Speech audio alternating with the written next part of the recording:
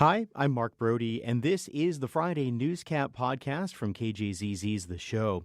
Each Friday, we review the biggest and most important political stories of the week with a panel of experts, which puts those stories into perspective to help us understand why they matter. Here's this week's episode.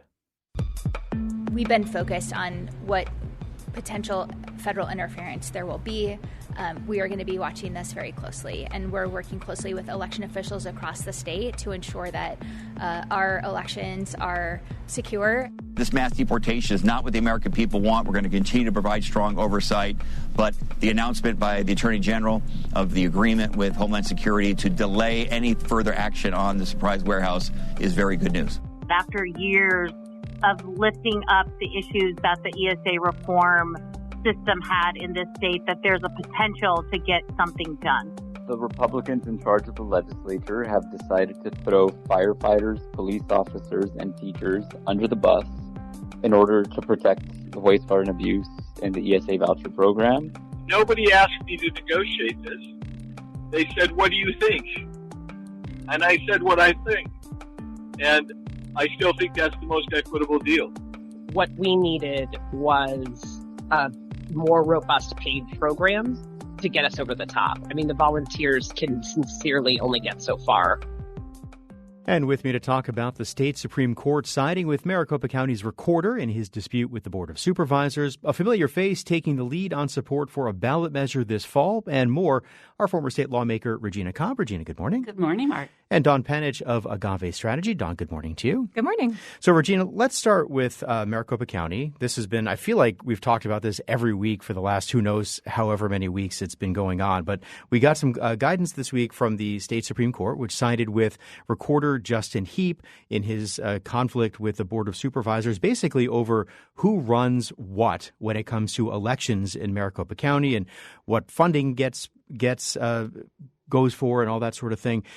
I'm curious what you make of what the court had to say and what the impacts of that might be. I think the court made the right decision. There is clear outlines of who does what with Maricopa County. The supervisors do their general election. He does the primary election. I know they made a deal with the last recorder, but if they wanted to make a deal with him, they should have done that. And they didn't. And so you go back to what the laws dictate. Do you have concerns about this ruling coming when it did, in the sense that people had already voted and are continuing to vote as they're trying to implement this? Yes, I do. I did have concerns with that, and I still have concerns because I think some of the things that he might wanted to have done or should have done were delayed and were already into the primary. Yeah, Don, I mean, how concerned, I guess, should Maricopa County voters be that, this ruling comes down this week when voting has been going on for a little while already? We'll continue with the primary in just a couple of weeks now. Yeah, well, I mean, there is a structure in place, right? There are places to go vote. There is a mail-in deadline. So for someone who wants to make sure their vote gets in and gets counted, the infrastructure is there. But yeah, it's a question that we won't understand, unfortunately, until retrospect allows us to look back and kind of understand what else could have been open, what else should have happened. Helen Purcell, previous recorders have kind of said things should be okay. But I think what's most important is that we have a really good understanding. And I am very personally curious to know how the relationship between the supervisors and the recorder is from this point on. And it's been over a year of constant suing one another back and forth. But at the 11th hour, they actually struck a compromise that the court ruling now supersedes, apparently. But I'm very curious, what was that compromise? Could that have been the first step toward a more productive relationship that will matter in the general? Well, Dawn, when you talk about the relationship, I think it's fair to say that it has been not great, right, between most of the supervisors and the recorder. What will you be looking for going forward then? Because obviously, with the primaries, as we've talked about in a couple weeks, but of course, the general election is not that far away. Right.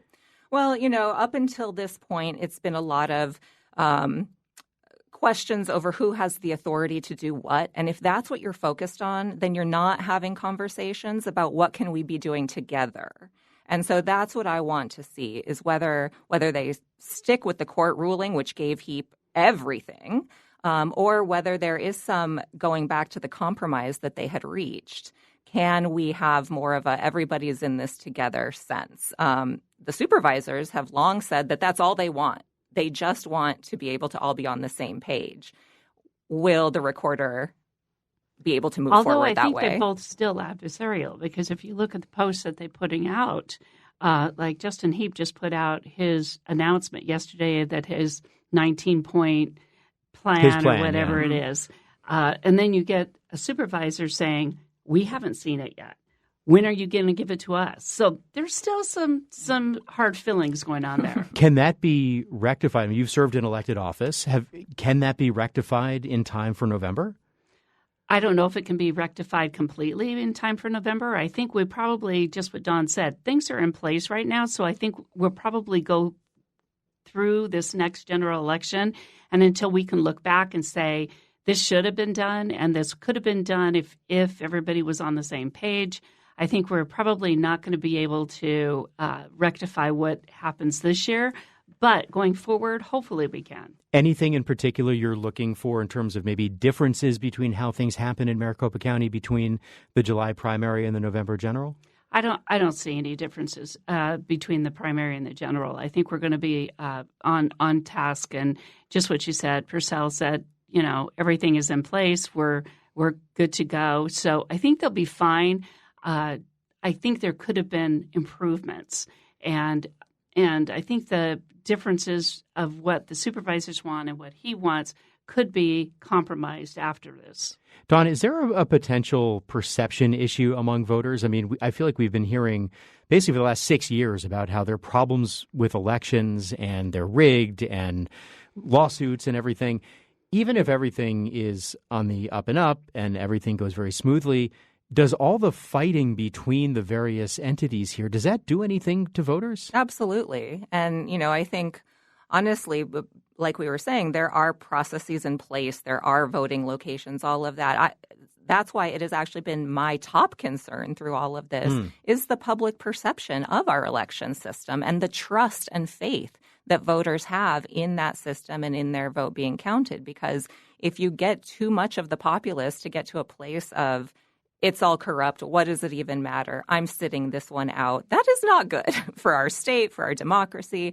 And so that's the number one thing that I hope would come out of some kind of either getting on the same page, agreeing to the court order, a compromise solution, whatever it is starting to have all voices in unison.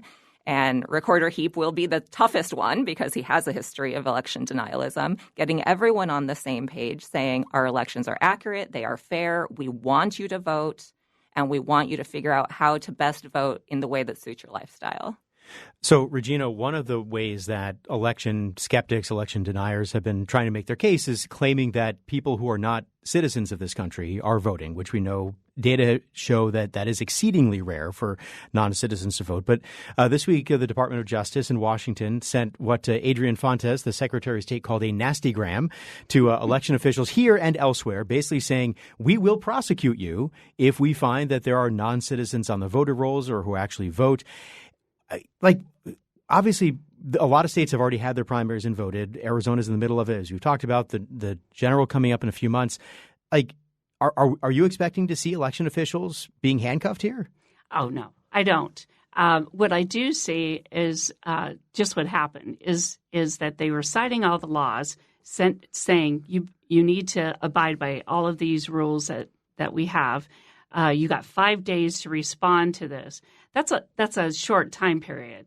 And I think that's why he looked at it as a nastygram. But really, at the very end of the letter, it says, and we would like to help you, So if you need help, this is it. But as long as we're abiding by the laws, I don't think there's anything that we're going to have to be concerned about. And just what you said, it's a rare thing when it happens. So if everything goes smoothly and we're all, in accordance to what we need to do, I think we'll be fine. So why send the letter then? If it is very, very, very rare for non-citizens to vote and election officials are saying we are following the laws, why send the letter in the first place? It's a political move.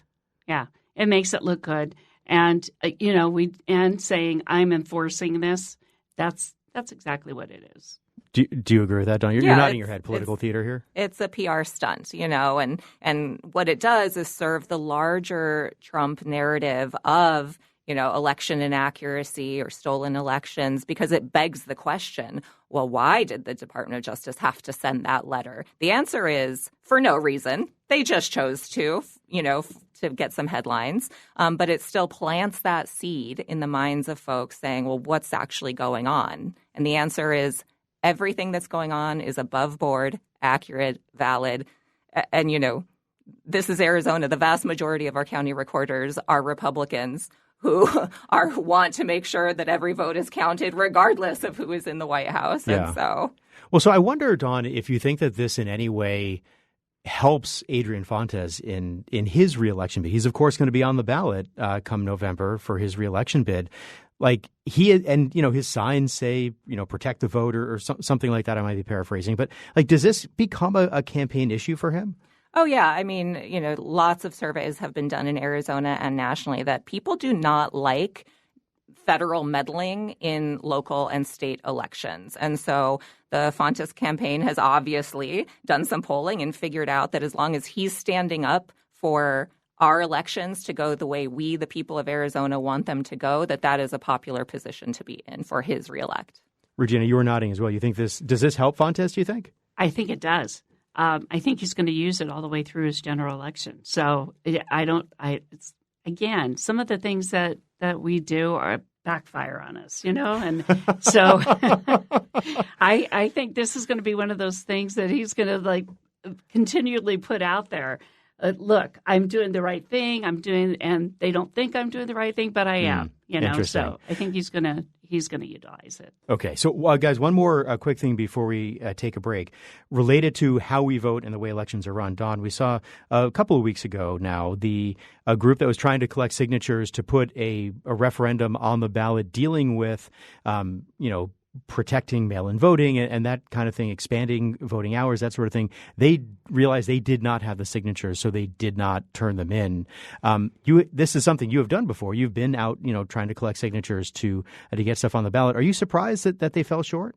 No, they started really late for the number. This was to be a constitutional amendment, which is a higher number of signatures. They started really late with only a couple months to go and with not the type of funding that's required to pay for that degree of signature collection. But, the organizers knew that going in, and I at least have heard them say, we just wanted to put the conversation out there to start talking about other ways to protect mail voting and our voting system. So I don't think that even the organizers were surprised that they didn't make it. Okay. Regina, do you agree? Surprised? I agree with that. I think that they really wanted to say that there's another referendum out there, and we want you to be aware of what is out there and what's going on with that one. And so we're going to do this. I don't think they planned on getting the signatures. Do you think that conversation does raise the conversation at least about the measure that is on the ballot that the legislature referred? It does. And that referendum still has to be approved. And the language was, I think they looked at the language yesterday. And there's three parts to that. And even though they're all three in conjunction with each other, they're trying to do the single subject denial on that one. A legal challenge to try to get it kicked off. Interesting. Dawn, let me start with you on some ESA stuff, a lot of ESA stuff actually going on. Supporters of some guardrails, I guess you could call them, on the ballot, turned in their signatures, a lot more than needed. They were immediately challenged by critics. At the same time, a proposal to maybe have a legislative deal to keep some initiatives off the ballot in exchange for some legislative guardrails fizzled out as a potential special session. I'm curious where do you see this issue standing right now as, these initiatives the legal process going through, the signature verification is going to happen, assuming that all these make the ballot, where do you see this standing? Yeah, well, okay. So a couple parts to that question. Sorry, it's a very broad, basically vouchers go. Yeah. Is what I asked. Well, let me answer the first part, the last part first. If the measure put up by the teachers union and public education advocates, if that does get to the November ballot, it will pass with flying colors. We know that any time private school vouchers are put to the people, and this is in Arizona, but also across the country, that voters look to limit, stop, or regulate private school vouchers. So I fully expect that to be the case. Now, whether the poison pill measure that Republicans put on the ballot— That's in the bill for the referendum for military families, ESAs. Right. Yeah. And we know that it's a poison pill because there are around 100,000 students on the ESA voucher program currently. About 1,000 of those 100,000 are military families. So we know that this is, kind of being put up as a poster child, a sympathetic poster child, to actually invalidate the teachers union measure that would substantially regulate the voucher program. But there's a lot of obstacles and things that need to happen before then. First of all, they collected, I think, 420,000. Something like that. Well, remember that in paid signature collection, you look at a validity rate of about 65%.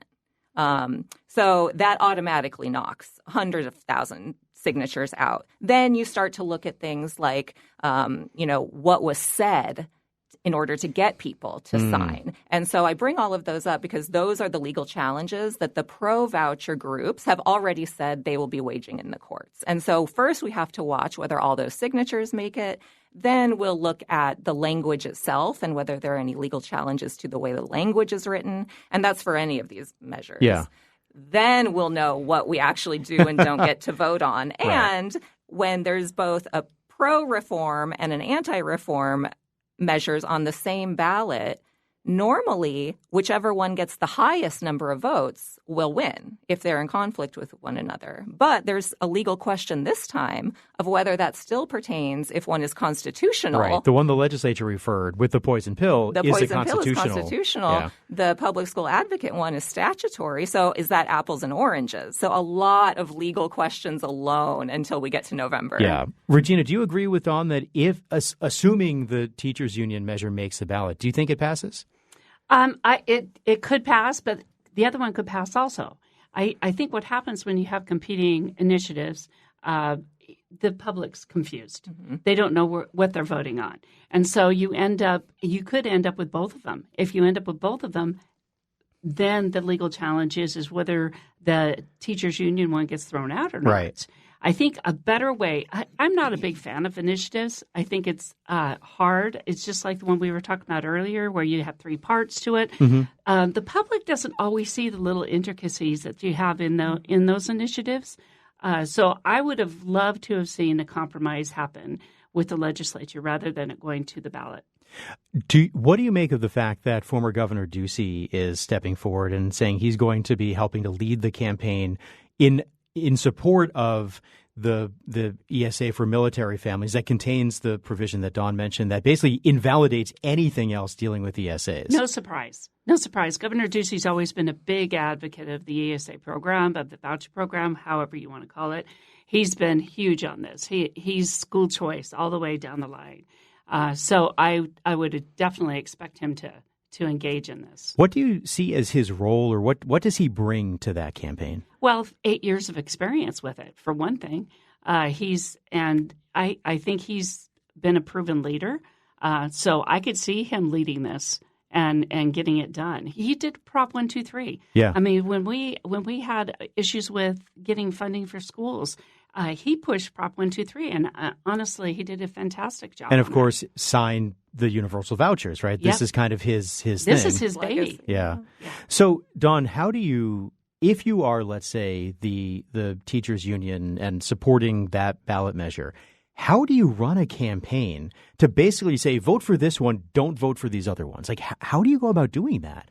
Well, on the progressive side of the House, we've had lots of experience kind of saying like, okay, we got 1 or 2 through to the ballot. The legislature put 7, 8, 11. So we have some experience saying yes on this one, no on everything else. Okay. And that's kind of what the messaging will have to be to boil it down to the most simple version for the average voter. So it'll be yes on prop whatever, no on everything else is the messaging that'll come out of So you kind of like leave the contents of the measures out and just say yes on this number, no on this number? Yes, you go back to just relying on kind of your reputation, the values that people associate with your group. You know, if you see the teachers union saying no on everything else and you're a pro schools, a pro teacher person, then rather than read the details of every single one of those measures, you're just going to say, you know, I trust the local teachers group. Okay, interesting. All right, guys, we have about a minute left.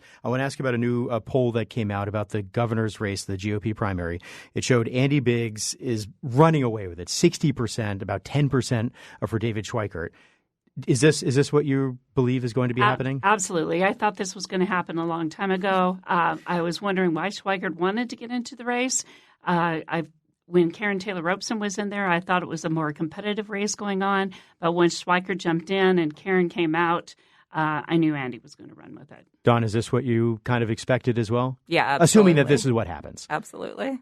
All right, we'll have to leave it there. Dawn Penich, Regina Cobb, thanks you both for coming in. Thanks for the conversation. Thanks so much. That's all for this week's Friday Newscap. You can find the full show podcast at podcast.kjzz.org. I'm Mark Brody. Thanks for listening.